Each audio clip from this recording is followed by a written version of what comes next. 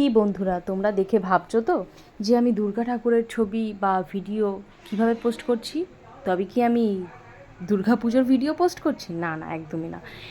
Actually আমি যেখানে গেছিলাম সেখানে একটা পুরো অনেকটা রুম, মানে অনেকটা জায়গা নিয়ে একটা রুমের ভিতরে পুরো হলটাতে ইউনিক ইউনিক এত সুন্দর দুর্গা মূর্তি তোমরা দেখতেই পাচ্ছ। আর এত মন কাড়া, মানে এক একটা এত ভালো আর্ট, জাস্ট দেখার মতন। দেখতেই পাচ্ছ প্রত্যেকটা সব কটা কিন্তু এখানে দুর্গা ঠাকুর, মানে এক একটা এলাকার ঠাকুর নিয়ে, যে যারা ফার্স্ট সেকেন্ড ফার্স্ট প্রাইজ পেয়েছে আর কি, সেই সব জায়গারই মূর্তিগুলো ওরা এনে এখানটাতে রেখেছে।